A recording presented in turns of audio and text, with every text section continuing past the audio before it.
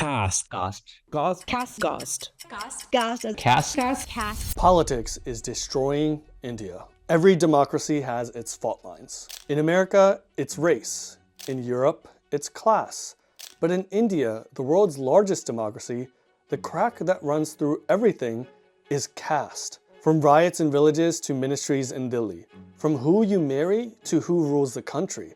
Caste is the invisible architecture of Indian life.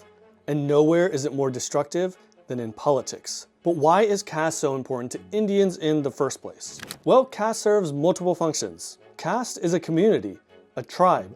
It gives Indians their rituals and traditions. Caste is an economy. It's a business network and an ancestral occupation. But perhaps most of all today, caste is a polity. When election time comes, the candidate from your caste ensures your castemen will occupy government positions, be forgiven of crimes, allocated resources, and have a seat at the round table of power, perhaps even attaining the throne itself. It's this intersection of power, politics, and caste that we'll be exploring today, and how this has distorted Indian democracy to unimaginable lengths. And by the end of this video, you will understand that Indians don't cast their votes. They vote their caste. This is the tale of how caste politics destroyed India. So we have to start off with understanding what exactly is caste. I've covered this in detail in a prior video, which I will link in the description, but let's do a quick recap because we need to understand this. In ancient Indian history, caste was initially expressed through something called Varna. The Varna system was composed of 4 or 5 big castes. Brahmins, who were the priests and teachers. Kshatriyas, who were the rulers and warriors. Vaishyas, the merchants and traders. Shudras were the peasants and artisans. And sometimes we have a 5th group called the untouchables or antyajas, who did things like manual labor or professions deemed unclean, like leatherwork or sanitation. Frequently, it's presented in a pyramid, but that is a distortion of how it actually panned out. And that's because of the second layer of caste, jati. Jatis are subgroups of castes within or even transcending varnas. These are the more concrete forms of caste in India. Also, jati is more localized and dependent on region. For example, in Maharashtra, you have jatis like the Malis, who are gardeners, and Kunbis, who are farmers. Both are Shudras, but their traditions and occupations are different. Similarly, you have Chitpavan and Deshastha Brahmins, who have their own unique ways of life. A niche jati called Kayasthas, who were traditionally scribes, don't really fit in any varna. So yeah, fairly complicated, but let's leave that aside for a second. When it comes to Indian politics, it's jati that really expresses itself in a political context. And that is because it is the most salient in society. While occupational work tied to caste has faded, jati still gives tangible traditions. People still marry within their jati, and even though that itself is also waning with urbanization, jati still holds a very strong pull in rural India. When election time comes, so much energy is put into constructing these caste coalitions of random castes or groups. You have to build a proper ratio of representation and in the right places to get Indians to vote for you. And predictably, this causes issues. Something we'll get to soon, but first I have to tell you the final element of caste. It's the most modern and bureaucratic, a relic of the British Raj. You see, when the British came to India, they formalized caste into bureaucratic categories so that they could assign different laws and policies for each category. These categories were arbitrary buckets where random castes would be thrown in with little regard of their groupings. Sometimes relatively fluid caste groups would harden and new identities would be born. For example, certain categories could buy land while others couldn't. Others could bear arms while another group could not. Some categories would be deemed as criminals for simply being members of certain castes. It sounds like madness, but these fissures and forced fusions created mayhem in Indian society. Indians would be at each other's necks and begging the British to include them in beneficial categories. Modern India inherited this system and tweaked it a little. So the third element of caste is this, category. It has 4 main groups. Firstly is the general category, mostly people from more well-off castes as a whole, though there are many poor individuals in them. Secondly is the scheduled castes. They derive primarily from untouchable communities. Thirdly is the scheduled tribes. These are groups who descend from tribal groups that mostly lived on the margins of Indian settlements or in the forest. Lastly are the other backwards classes, or OBCs. They are the newest category, and we'll get to how they were created soon, but basically this category was created to include those from less well-off communities who are not SC or ST. Now these categories do not cleanly map to jatis. Sometimes people from Brahmin communities are labeled as scheduled tribe. Other times former royal communities will be labeled as an OBC. Shudra caste can be in GC in one state and OBC in another. Again, confusing stuff, but just understand that these categories and the jatis within them become integral in navigating Indian politics. In this way, caste becomes the building block of Indian democracy itself. And that has some very unfortunate ramifications, as we'll see. So how does this all look in practice? Well, luckily for you, I came up with a framework for this. And I think it's actually probably one of the best frameworks to understand Indian politics. Not to pat myself on the back, but I mean, I think it is. It's called the theory of a million minorities.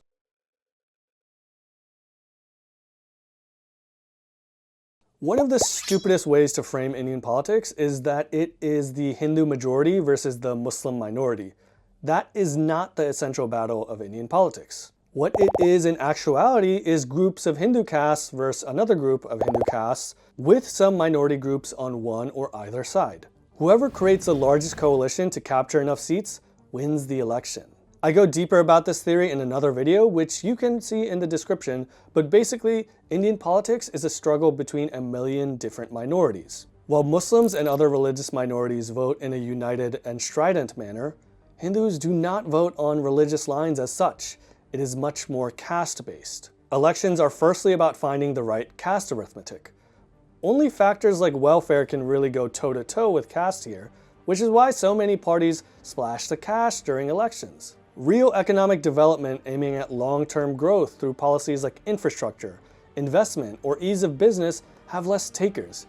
Ditto with the idea of a united Hindu politics, or Hindutva. Now, both economic development and Hindutva can overcome caste politics, but usually they have to be done in tandem with some real election magic. And these policies are only really done by the BJP and some regional parties. Most Indian political parties are happy with the time-tested combo of caste, cash, and coddling religious minorities. Fundamentally, for a large section of the Indian mainstream media, religious minorities voting on religious lines is okay. Hindus voting on caste lines is awesome. Politicians bribing voters is kosher, but Hindus voting as Hindus is not cool. It's like pretty much fascism or Nazism. And don't get me started on how the media views Indians voting for development. I mean, check out this article from the Indian outlet The Wire, which is attacking the Modi government for building toilets.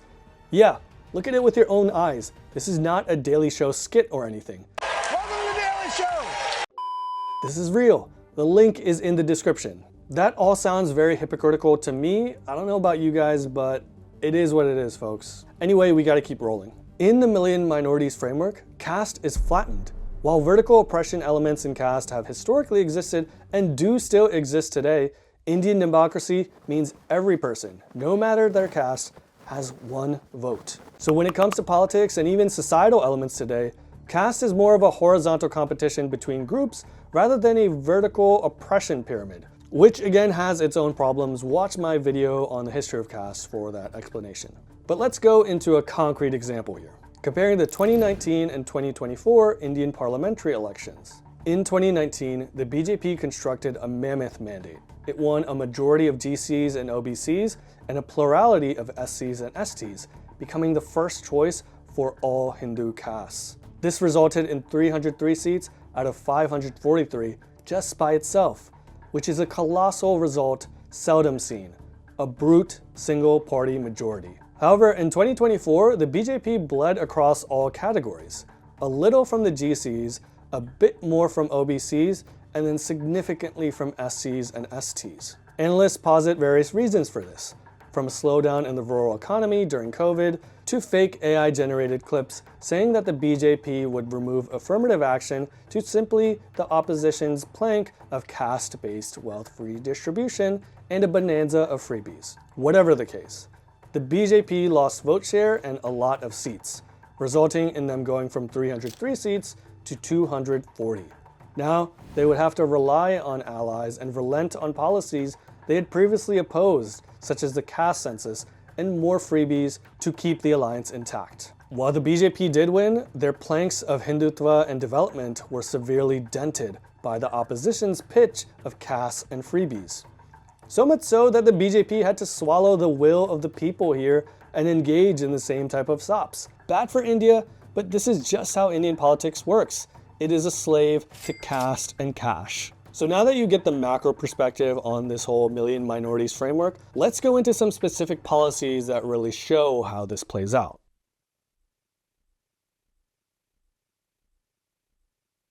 One of the most talked about things in Indian politics is reservation or affirmative action. And while modern debates are contentious and controversial, reservations' history in India is actually pretty old. Early reservation systems for education and jobs were actually introduced by India's princely states like Mysore, the Madras Presidency, and Kolhapur. These early affirmative action frameworks were aimed at both untouchables and other castes. They're probably some of the earliest in the world, actually. These concepts continued to be pushed by anti-untouchability activists like Dr. B.R. Ambedkar in the early 20th century. The reasoning behind these policies was the very real exclusion and discrimination faced by communities like the untouchables and some other castes. Abuse from other castes, social and economic ostracization, and general societal discrimination towards them left these castes in destitute conditions. Indian reformers and elites began to view untouchability as abhorrent and not conducive towards building a united Indian country and society.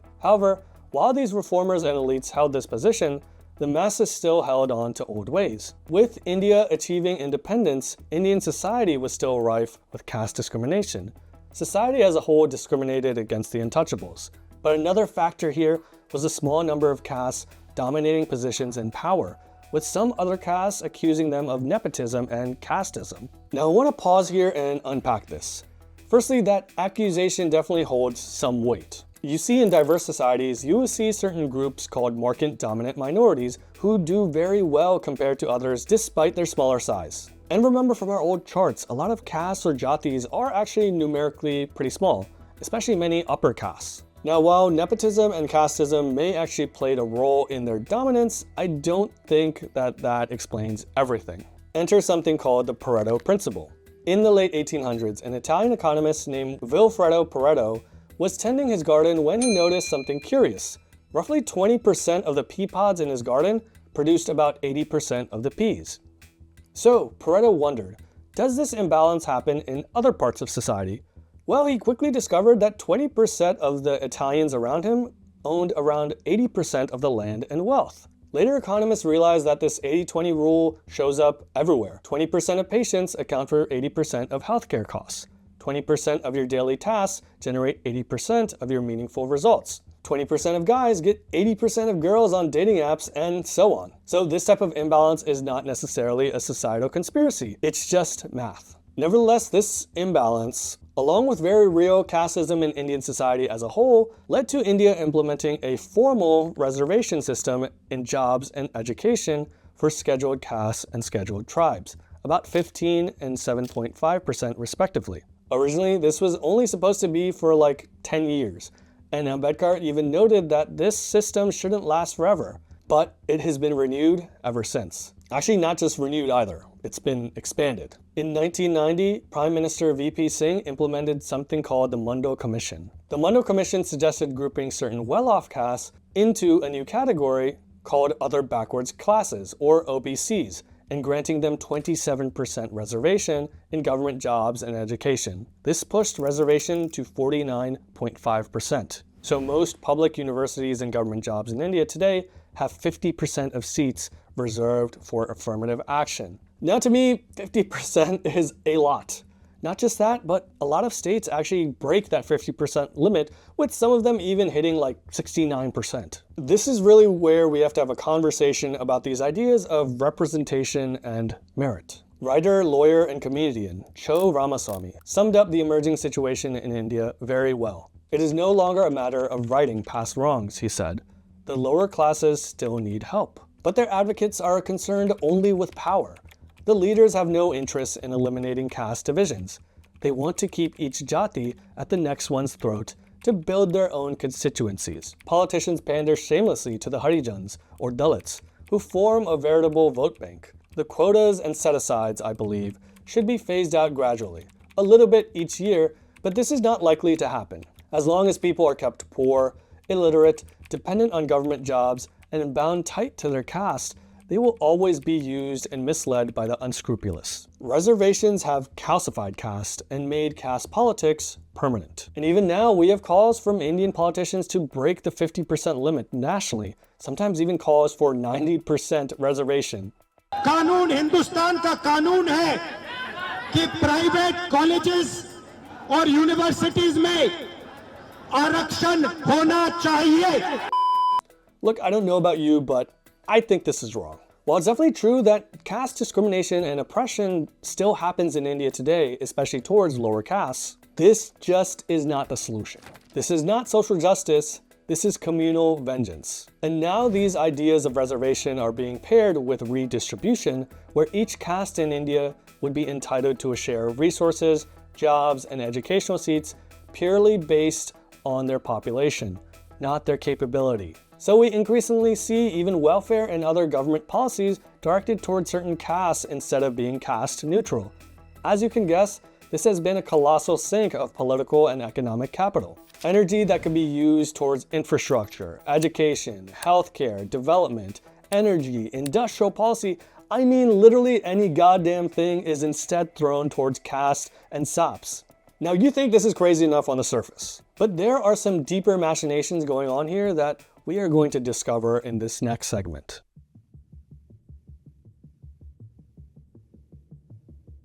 Let's go beyond reservation, retribution, and all these actual formal policies and go into the sociological aspects that are going on here. As I observed and wrote about Indian politics over the years, I noticed a pattern going on. The Indian opposition, frequently led by parties like the INC, were executing a strategy. The idea was to frame the caste system as fundamentally Hindu, but castes as non-Hindu. Weird, but I'll explain. So the idea is that Hinduism is framed as this superstructure of caste oppression invented by Brahmins. These wily vegetarian Brahmins who constitute 3% of the population and are traditionally supposed to be non-violent beggars, tricked all other Indian castes across 5,000 years and millions of square miles to worship them. This is what Hinduism is claimed as by these folks. Now, side note, I'm not Brahmin. I'm not even upper caste. And I find this notion just frankly insulting because fundamentally it removes the agency of 97% of Indians for all of time, all of space, all of eternity basically. It's basically assuming that these guys were tricked by some type of, I don't know, sorcery or something that these Brahmins did to swindle them and make them worship them. And I think it's a bad assumption. It does not pass the smell test, like honestly. It is also a lie about the decentralized yet clearly linked relationship of Hinduism across different castes and sects. This whole framework is something I call jatitva, whereby Indian politicians, academics, and sociologists deceitfully try to divorce castes and communities from Hinduism. And this just fuels caste politics even more, because now each caste views itself not as a part of a greater community in Hinduism or even project like India, but rather they envision themselves as their own singular community or even ethnicity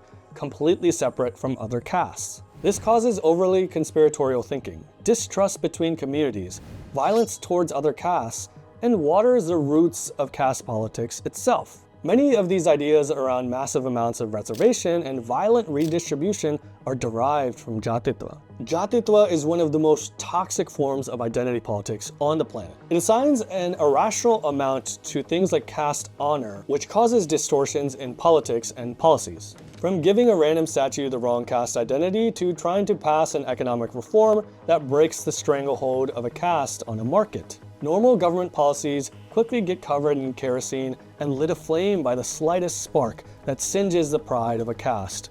Violence quickly follows the dishonoring of one's community as buildings blacken with ash, streets are stained red with blood, and a Netflix sepia tone engulfs the scene with dust, rising amidst the trampling riot of an enraged caste. And all for what? You see how tough it is to navigate Indian politics amongst this festering swamp of jatitva. and the caste politics it encourages. So what are India's options here? Well, let's look at two different paths followed by two different countries in real life.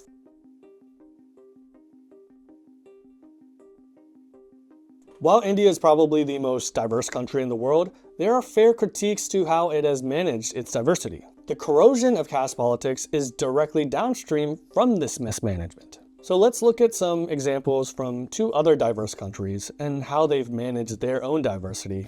The first is Lebanon. Lebanon is a small Middle Eastern country on the Mediterranean Sea with big diversity. Multiple religions and sects function as different ethnicities. So to preserve stability in such a diverse country, Lebanon's leaders opted for something called confessionalism.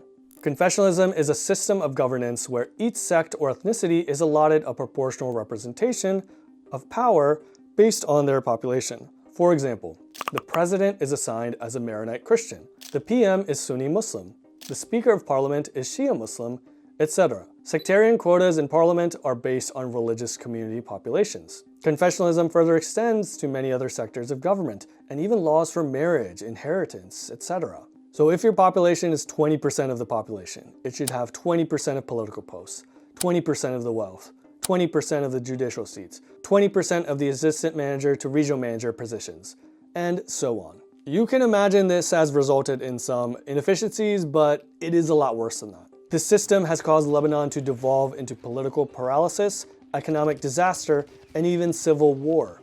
In India, this is being suggested today through a phrase called Jitni Abadi Utna Hak, or so as our population is, so should be our power. And this isn't just reservation in the public sector, but also in the private sector. Imagine if your local corner store shopkeeper had to hire employees solely based on ethnicity or caste. You can see how much of a problem that would be. The shopkeeper would go under and be replaced by a big company, who is also worse off due to implementing those same quotas, but can actually afford to do so. So you see how this is going to be a disaster. There's no two ways about it. It is what it is. We see it in real life. So what's the other path? Singapore is our second option. And yes, I will tell you off the bat that Singapore is a much smaller country and much less democratic than India. That's true, but there are lessons here. Just listen. If Lebanon and to a degree India have pursued the path of entrenching divisions, Singapore took the opposite route. It took integration. Singapore was expelled from Malaysia in 1965 partly because it disagreed with Malaysia's massive affirmative action system. It was marooned off the peninsula as a swampy island with little industry or trade. Singapore's leader, the now legendary Lee Kuan Yew, decided that hard decisions had to be made to make Singapore grow into the powerful city-state we see today. Singapore was a multi-ethnic mix of different peoples. It had a history of riots between these groups and was a very poor country with little resources to fight over between its desperate groups. Lee Kuan Yew proposed a managed meritocracy to strike the balance between diversity and unity. Lee encouraged Singaporeans to study both their local tongue and a common tongue, English, to unite Singaporeans and preserve their cherished heritage. 80% of Singaporeans today live in public housing leased from the government. An integral facet of this housing is quotas for Singapore's ethnicities to fight ghettoization and encourage intermixing. Another innovation to integrate diversity are group representation constituencies, or GRCs. Instead of electing a single person for a seat in parliament, each seat has a team of individuals, and each team must have a representation from at least one member of a minority group, and you cast your vote for this whole team. This was to prevent voting alongside racial lines, as well as a tyranny of a Chinese majority. How is this integration, you might ask? It sounds a lot like an alternative quota system, and yeah, you are right. But Lee balanced this with an emphasis on meritocracy. Lee believed that diverse countries should maintain an equality of opportunity, which means some type of diversity and quota measures have to happen. But they should not be beholden to diversity and quotas like the systems in Lebanon and even, say, India. After a foundation of equality of opportunity was achieved, Lee doubled down on meritocracy. Education, civil service, and government jobs all remained merit-based. Lee believed that if you don't put the best man in charge, you will fail, especially when it came to poor and struggling countries like Singapore then. Instead of formal quotas, Lee's government funded independent self-help groups specializing in tutoring, scholarships, and training for groups lagging behind. So while you see there's plenty of support for groups that are lagging behind and measures to maintain diversity, it's balanced with a straight-shot policy for meritocracy. This shows that there is a way to balance immense diversity, unity as a country, and merit as an ideal. I personally think India has a lot more to learn from Singapore at this point, but I don't know if I'm optimistic if it's going to pursue such policies. And in this last section, you will understand why.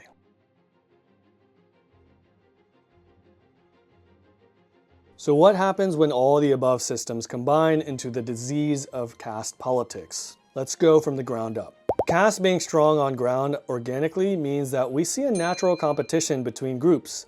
Add democracy on top of this, and the competition becomes formalized. Next, we add the masala of jatitva on all this, as separation is maliciously engineered and myths are made about division and breaking of a sense of unity and community. So distrust, discrimination, and division between communities is dialed up to 11. Now, politicians take advantage of this. Indian politicians do not spend most of their time trying to figure out how to clean India's infamously filthy streets or build a new flyover to cut traffic or attract businesses to their district. They spend their time trying to get their local Gunda friend into office so he could drain funds so his caste buddies can get drunk off of Johnny Walker and dance with a possibly underage belly dancer. They rile up the caste base to stop agricultural reforms to help farmers since their castemen have cornered the market for wheat. Instead of asking for money to improve educational facilities, they want to increase affirmative action to 90% and redistribute funds to only their caste, not yours. Naturally, this causes castes to compete to label themselves as backwards or oppressed, and this forces a lot of political capital and energy to be directed at appeasing castes for frequently stupid reasons or asks, instead of actually making India better through things like infrastructure, education, or development. It is legit crazy as I honestly think it's kind of a miracle that India still exists and functions and has survived all these crazy insanities. More credit should be given to politicians who resist this type of stuff and try to rise above it, even if the people eventually drag them down. Caste politics means developing India is playing on hard mode, and unfortunately, it's been growing louder and louder as time has gone on. There is a small glimmer of hope though. In 2027, India will conduct an exercise called delimitation, where parliamentary seats will be reallocated based on population. This will mean more seats will go towards urban areas than rural. Rural regions are where caste politics is strongest, while urban areas have voters focusing on things like infrastructure, education, and development rather than caste. Though I think the best way to fight caste politics isn't just to wait for India to urbanize, but to call it out on first principles. Caste discrimination is wrong, but 90% reservation in public and private sectors isn't the solution. India has to learn a mixed method from places like Singapore or even America when it comes to balancing diversity and merit. And me being a minority from America, I get this idea of representation and inclusion and how important it is to really see that. Indian Americans may be doing well now, but when I was younger, we were much smaller and a less successful community. It was cool to see even small and trivial representation like Harold and Kumar, Apu from The Simpsons, even like Aladdin, who I know may be Arab, but when I was little, I always thought he was Indian. I mean, you could tell with the tiger and the Taj Mahal and all that. I'm sure you could get it. Representation does fuel a sense of inclusion, and that's a good thing. However, we shouldn't sacrifice merit for diversity, equity, or inclusion. I think India can find a balance, but it will be up to leaders from all communities, including those who are reserved, to stand up and say, hey, what's going on right now isn't right. We can stop discrimination while also moving forward together as a group towards a meritocracy, so the nation as a whole succeeds instead of the current crabs in a bucket mentality that we do see. But that'll take change. A change in mentality, a change in policy, a change in spirit. It requires Indians to see each other not in terms of caste, ethnicity, or religion, but rather as Indians. India will not rise by dividing itself into a million minorities. It will rise when Indians look at each other not as castemen, not as rivals, but as fellow citizens of a shared civilization. Only then can India's democracy move on from surviving to truly thriving.